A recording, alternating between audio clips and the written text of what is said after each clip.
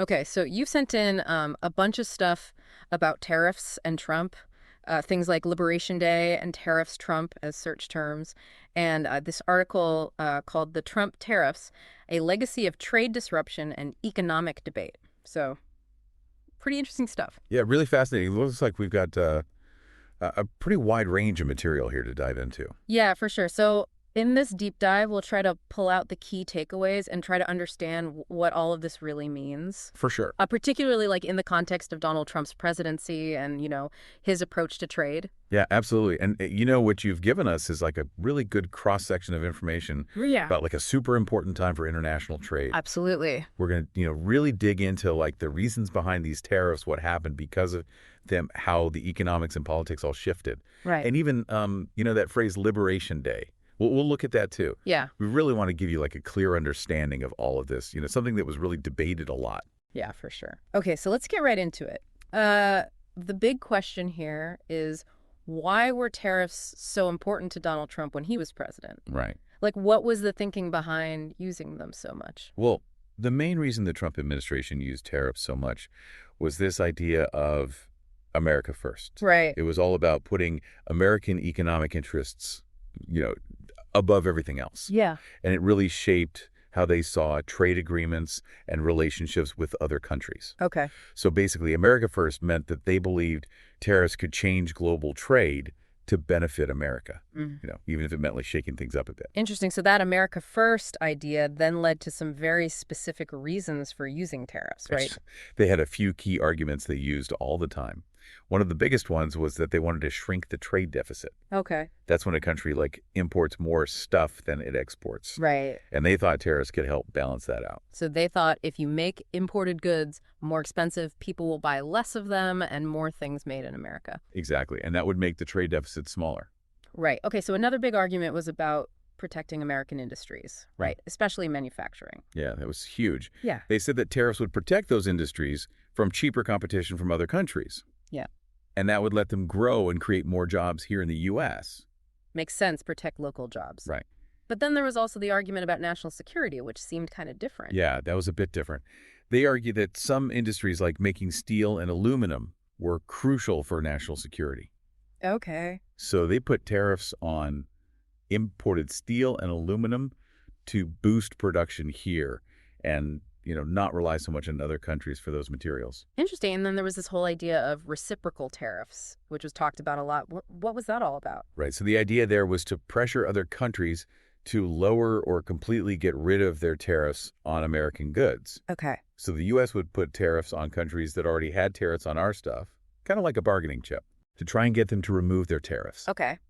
The problem is other countries might not think their tariffs are unfair, and they might not want to get rid of them just because we pressure them. Yeah, that makes sense. And that could lead to like tariff wars where everyone keeps adding more tariffs. Right, it's sort of back and forth. Exactly. But the goal, in theory, was to make trade fairer for everyone. Right. I see. So those were the main justifications for the tariffs. But what were some of the big concrete actions that actually happened? Right. It wasn't just talk. They actually put some major tariff measures in place. Probably the most famous ones were the tariffs on steel and aluminum in 2018. Right. Like we talked about. They said it was for national security, and they put a 25% tariff on imported steel and a 10% tariff on aluminum from a bunch of countries, even close allies like Canada, Mexico, and the European Union. Yeah, that caused some problems, didn't it? It definitely ruffled some feathers. And then, of course, there was that huge trade dispute with China that went on for a while. What did those tariffs look like? Yeah, that was a big one.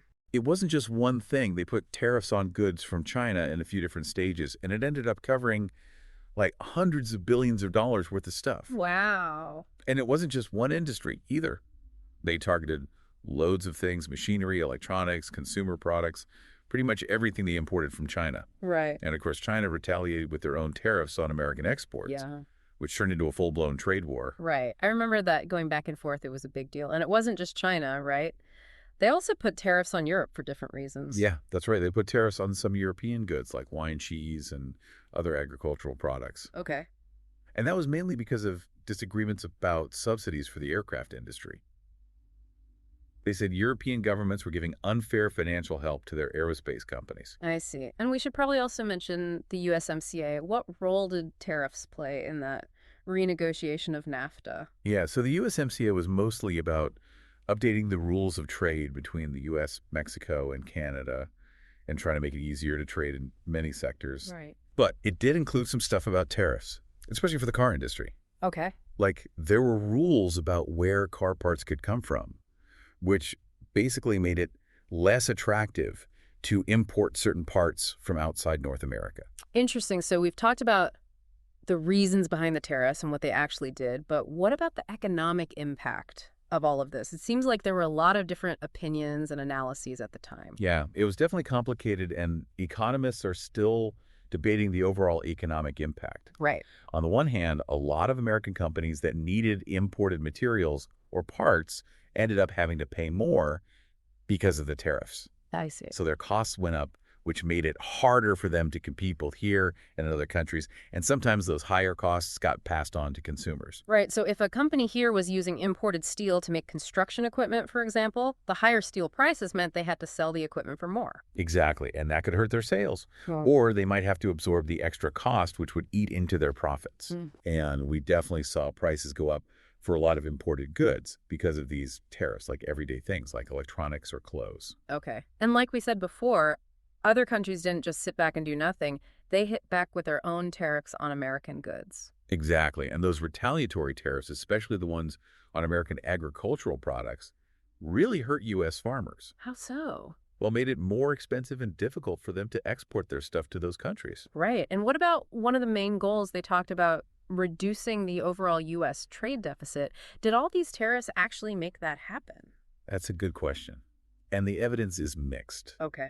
It seems like imports might have gone down a bit for specific countries or industries that were directly targeted by tariffs. Right. But overall, the U.S. trade deficit didn't really change much during this whole period. Interesting. And you have to remember, there are lots of things that affect a country's trade balance, not just tariffs. So despite the tariffs, that big goal of really shrinking the trade deficit didn't really pan out. Not really. It suggests the issue is a lot more complicated than just how much we import. I see. And what about that other promise of bringing back lots of manufacturing jobs to the U.S.? Did that happen? Again, it's not so clear-cut. Some industries might have seen a small increase in employment, Okay. but others, especially those that relied on exports and were hit by those retaliatory tariffs, might have actually lost jobs. Oh, wow. Economists are still studying the overall impact on jobs in the manufacturing sector. It's really tough to pinpoint the effect of just one policy when there's so much going on in the economy. Right. So it sounds like the economic effects of these tariffs weren't exactly a clear success story, and they probably caused quite a bit of trouble internationally. Oh, yeah, for sure. Domestically, like we said, there was a lot of pushback from businesses, farmers, and Mhm. consumer groups who thought the tariffs were hurting the U.S. economy. Right. And internationally, there was a lot of criticism. Many countries argued that the U.S. tariffs were breaking the rules of global trade and messing up established trade flows. This led to a bunch of trade disputes and legal challenges at the World Trade Organization. Which brings us to something that came up a lot in the sources, this comparison to the Smoot-Hawley Tariff Act from the 1930s. Well, Why was that old law mentioned so often when talking about Trump's trade policies? people made that comparison because both Smoot-Hawley and Trump's tariffs had the same basic goal to protect industries here by putting high tariffs on imported goods. Okay. But the really important difference is the economic context. When they happened, Smoot-Hawley was passed during the Great Depression. Right. And most economists think it actually made the global economy worse How so? because it triggered retaliatory tariffs from other countries and caused international trade to plummet. Right. That's a huge difference compared to when Trump put in his tariffs. And the size of the tariffs was quite different, too. Yeah, the actual level of the tariffs was a big difference, while Trump's tariffs were pretty high. The Smoot-Hawley tariffs were way higher, historically speaking. And because the economies were so different, a severe global depression versus a time of generally decent, even if it wasn't perfect economic growth, the potential consequences were just not the same. Okay, that makes sense. Now let's talk about this phrase that popped up in your searches, Liberation Day. It seems pretty loaded. What did it actually mean in the context of these tariffs? Yeah, Liberation Day was a phrase that was sometimes used when talking about President Trump's trade policies. Okay. It was basically meant to convey this idea of freeing American industries from what they saw as unfair trade practices and competition from other countries. I see. It was a way of putting tariffs sound like a good thing, a necessary step towards American economic independence and making American manufacturing strong again. Interesting. And we noticed April 2nd appearing a lot in your searches sometimes, even with Liberation Day, like Liberation Day, April 2nd. Was that date important for tariff announcements or actions? Yeah, the fact that April 2nd keeps coming up suggests that something important happened around tariffs on or around that date. Maybe they announced new tariffs, made changes to existing ones, or actually started implementing some. Okay. To figure out exactly what went down, we'd have to dig into news archives and official government records from that time. But it's pretty likely that some big tariff-related stuff went down on that day. Gotcha. And there were also mentions of Rose Garden speeches. Why was that place so important for talking about trade policy? Well, the Rose Garden at the White House is a pretty symbolic place. It's often used for big presidential announcements, especially those meant for the whole country. Right. President Trump often used it to give speeches about his trade policies, talking about why he was putting tariffs in place and the details of what he was doing. Okay. These speeches were usually broadcast live and got a lot of attention from the media. So lastly, let's talk about how all of this was portrayed in the media and how the public might have seen these policies. It's probably safe to say there are different points of view. Oh, yeah, absolutely. The Okay. media covered it a lot, and it often reflected the political divides that were already there. Right. Like news outlets like CNN and Fox News often had very different stories. Okay. One might focus on the bad things that could happen because of the tariffs, while the other would talk about how they'd help American businesses. I see. Publications like the Wall Street Journal and The Economist gave more in-depth economic analyses, and they often worried about the long-term effects. Right. And of course, social media became a big place for people to talk about it, share their opinions, and argue about it, whether they supported the tariffs or not. So to sum it all up, it seems like the Trump tariffs were a pretty big deal in the history of global trade. Yeah, that's a good way to put it. Yeah. They marked a real shift towards a more nationalist and protectionist way of thinking about trade. Okay. Even though the stated goals were to shrink the trade deficit, protect American industries, and strengthen national security, the actual economic outcomes were mixed and are still being debated today. Yeah. And there's no doubt they caused some serious tension internationally. The idea of Liberation Day, whatever exactly happened on April 2nd or in those Rose Garden speeches, really shows how the administration wanted people to see these actions like they were freeing American businesses from unfair trade practices. This has been really helpful in understanding this complex issue. It really shows how connected global trade is and how much impact policy changes like these can have. It really does, and it raises a really interesting question for you, our listener. What do you think are the most important things to consider when deciding if trade policies that aim to protect domestic industries are successful or not? That's a good question. Are economic indicators the only thing that matters? Or should things like international relations and the impact on consumers also be considered? Yeah, that's something to think about for sure. And for those of you who want to dig deeper, maybe check out the news from around April 2nd of those years to see what tariff announcements were made or research the arguments for and against reciprocal tariffs. There's a lot of information out there. There really is. Thanks for joining us for this deep dive into the stuff you sent in. It's been great talking about this with you. Likewise, it's been a pleasure. Until next time. See ya. Today is your lucky day. Today is the day that our $3 website works for you, paying you directly to your PayPal daily. Imagine $3 ongoing continuous payments to your PayPal account. Imagine falling asleep and waking up to $300 in your PayPal account.